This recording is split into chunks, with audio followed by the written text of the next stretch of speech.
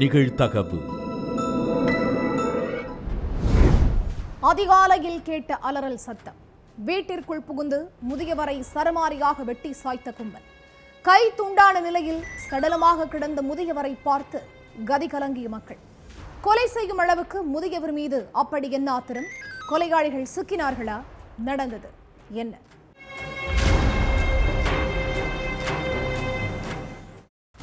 அதிகாலையில 3 மணி இருக்கும். லேசா மழை பெஞ்சுகிட்டு இருக்கு. சில வீடுகள்ல கரண்ட் இல்ல. அந்த நேரத்துல ஊத்துமலை பவுண்ட் தொழு தெருவுல உள்ள ஒரு வீட்ல இருந்து முதியவருடைய அலறல் சத்தம் கேக்குது.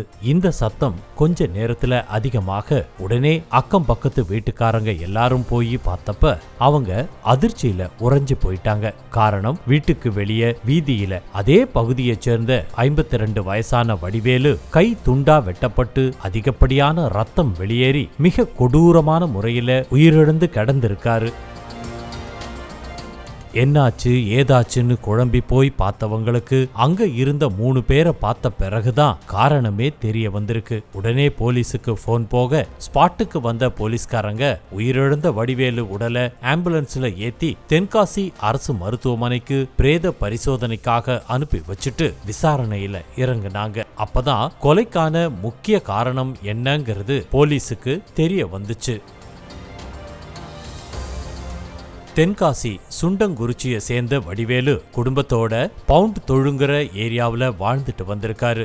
அதே தெருவுல 10 வருஷமா பூக்கடை வச்சு பிழப்பு நடத்திக்கிட்டு வந்த வடிவேலுவுக்கும் அந்த இடத்திலேயே கடைய வச்சிருக்கிற கார்த்திக்குங்கிற இளைஞருக்கும் கொஞ்ச நாளா தகராறாவே இருந்திருக்கு. இதனால 2 பேருக்கும் இடையில அப்ப இருந்து பகை உருவாகி இருக்கு. அந்த பகை அப்பப்போ வாய் சண்டை மூலமா புகஞ்சுக்கிட்டே இருந்திருக்கு. சில தினங்களுக்கு முன்னால காய்கறி வாங்கறதுக்காக மார்க்கெட்டுக்கு போயிருக்காங்க வடிவேலுவும் அவருடைய மனைவியும். அப்போ அங்க வழியில நின்னுகிட்டு இருந்த கார்த்திக்க பார்த்து வடிவேலு திட்டிக்கிட்டே போயிருக்காருன்னு சொல்லப்படுது. அப்போ அமைதியா பார்த்துக்கிட்டு இருந்த கார்த்திக் வடிவேலுவும் அவருடைய மனைவியும் திரும்ப வரும்போது அவங்கள பார்த்து தகாத வார்த்தைகளால திட்டுனதா சொல்லப்படுது. இப்படியே 2 பேருக்கும் நாளுக்கு நாள் பகை உருவாகிக்கிட்டே போயிருக்கு. வடிவேலுவை கார்த்திக் நக்கலா பேசுறதும் கார்த்திக்க பத்தி வடிவேலு நக்கலா பேசுறதுமாவே இருந்திருக்கு. சம்பவத்தன்னைக்கு காலையில வழக்கம் போல பூக்கடையில வியாபாரம் பார்த்துக்கிட்டு இருந்திருக்காரு வடிவேலு. அப்போ பக்கத்துல கடை வச்சிருந்த கார்த்திக் கூட மறுபடியும் வாக்குவாதம் ஏற்பட்டிருக்கு. வடிவேலு பூ மாலைகள் எல்லாம் கட்டி கடை முன்னால தொங்க விட்டு வியாபாரம் பண்ணிக்கிட்டு இருந்தாரு. வடிவேலு தன்னுடைய கடைய கார்த்திக் வியாபாரத்தை பாதிக்கிற வகையில வச்சிருந்ததா சொல்லப்படுது. இப்படி நீ என் கடை முன்னால உன் கடைய வச்சா நான் எப்படி வியாபாரம் பண்றது அப்படின்னு வடிவேலு கிட்ட வாக்குவாதத்துல ஈடுபட்டிருக்காரு கார்த்திக். முதல்ல உன் கடையை இங்க இருந்து தூக்கு, இல்லாட்டி நடக்கிறதே வேற அப்படின்னு வடிவேலுவை தகாத வார்த்தைகளால பேசியிருக்காரு. அதை கேட்டு கடுப்பான வடிவேலு, நீ யாருடா என்னைய மிரட்டுறதுக்கு? நான் யாருன்னு தெரியுமா? உன் கதையை முடிச்சிருவேன் அப்படின்னு பதிலுக்கு மிரட்டி இருக்காரு. இந்த மிரட்டல் தான் கடைசியில கை கலப்புல முடிஞ்சிருக்கு. அடிச்சு உருண்டுகிட்டு இருந்த 2 பேரையும் அங்க இருந்தவங்க விலக்கி விட்டுருக்காங்க.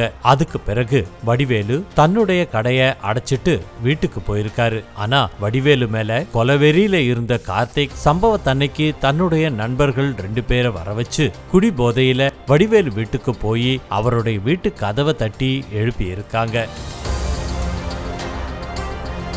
தூக்க கலக்கத்தோடையே கதவை திறந்த வடிவேலு கிட்ட, எப்படி என் மச்சான் கடை முன்னால நீ கடை வச்சது மட்டும் இல்லாம அவன் மேலேயே கைய வைப்ப அப்படின்னு சொல்லி தகராறுல ஈடுபட்டிருக்காங்க. அதோட குடி போதையில இருந்த அந்த 3 பேரும் வடிவேலு வீட்டுல இருந்த அரிவாளை எடுத்து அவருடைய கைய துண்டா வெட்டி இருக்காங்க.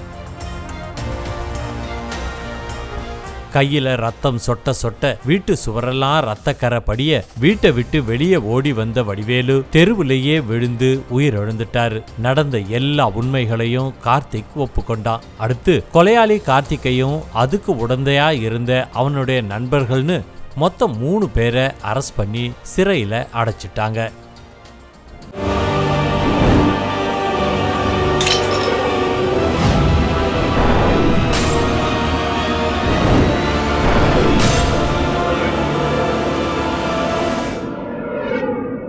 நிகழ்தகவு.